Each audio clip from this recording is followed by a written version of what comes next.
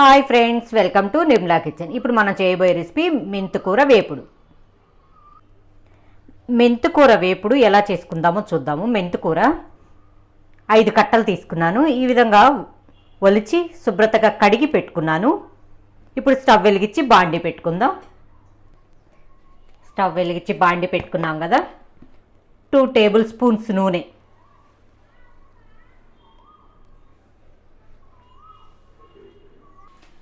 నూనె కాగిందండి. తాలింపు గింజలు వేసుకుందాం. ఆవాలు, పచ్చిపప్పు, మినప్పప్పు, పచ్చిపప్పు, జీలకర్ర,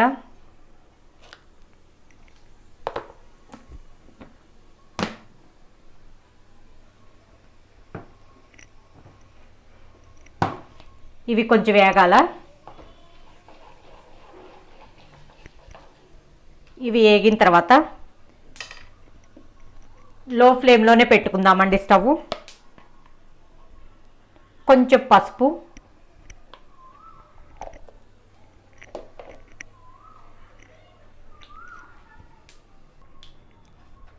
రెండు పచ్చిమిరపకాయలు,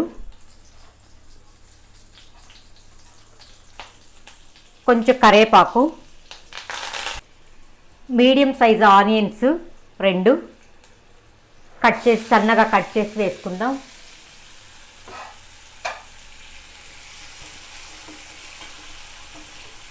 దీనిలో కొంచెం సాల్ట్ని వేసుకుందాం.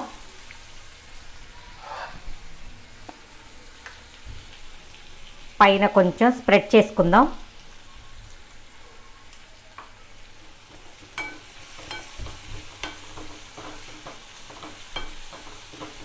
ఈ విధంగా కొంచెం మగ్గే వరకు చూద్దాం.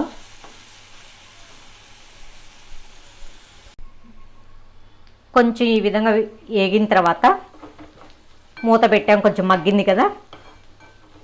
మగ్గిన తర్వాత దీనిలో కొంచెం అండి, ఎంత 1/2 స్పూన్ అల్లం వెల్లుల్లి పేస్ట్, గరం మసాలా 1/2 స్పూన్. ఇది పచ్చిదనం పోయే వరకు కొంచెం వేగనిద్దాం. చాలా సింపుల్ అండి వేపుడు చేయటం. కొంచెం పచ్చిదనం పోయింది కదా. అల్లం, మెంతుకూర ఉంది కదా, దాన్ని కొంచెం మధ్యకి ఇలా కట్ చేసుకుందామండి చిన్న చిన్నగా. ఈ ఆకును వేసుకుందాం.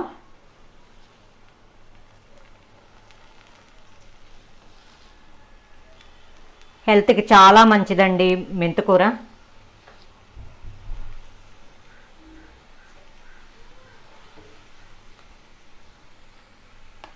ఈ విధంగా వేసిన తర్వాత మూత పెట్టుకుందాం ఒక 5 మినిట్స్. ఈ విధంగా మూత పెట్టాం కదా.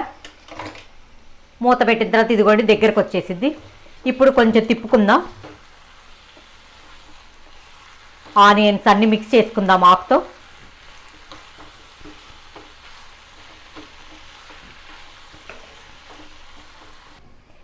ఈ విధంగా మిక్స్ చేసుకున్న తర్వాత కొంచెం సాల్ట్ అండి, ఆకుకు కావాలి కదా, కొంచెమే వేసుకోండి. ఇందాక ఆనియన్లో కూడా వేసాం కదా, చూసుకొని వేసుకోండి. వేసుకొని ఒకసారి కలుపుకుందాం. ఈ విధంగా మిక్స్ చేసుకున్న తర్వాత మూత పెట్టకండి. మూత పెడితే మళ్ళా కొంచెం పేస్ట్ లాగా అవుతుంది. మూత పెట్టకుండా ఉంటే కొంచెం డ్రై లాగా ఉంటుంది, ఫ్రై లాగా బాగుంటుంది టేస్ట్. ఈ విధంగా కొంచెం ఒక 5 మినిట్స్కి ఒకసారి తిప్పుతూ ఉందామండి. మనకి ఎంత ఫ్రై కావాలో అలా. ఒక 10 నిమిషాలు పడుతుంది. మధ్యలో ఇలా తిప్పుకుంటూ ఉందాం. చూడండి బాగా వేగింది కదా. బాగా వేగింది.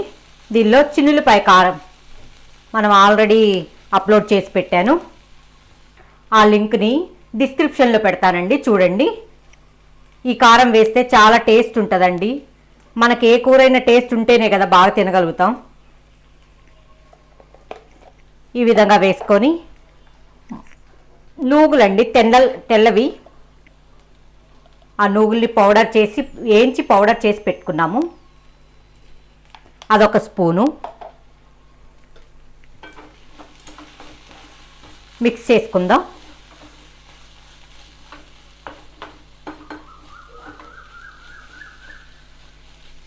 మీకు ఇంకా ఫ్రై కావాలంటే చేసుకోండి.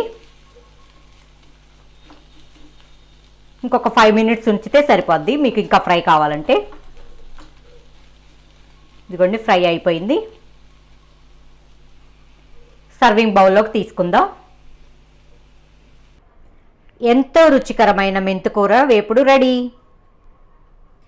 మీకు ఈ వీడియో కనుక నచ్చినట్లయితే లైక్ చేయండి, షేర్ చేయండి, సబ్స్క్రైబ్ చేయండి.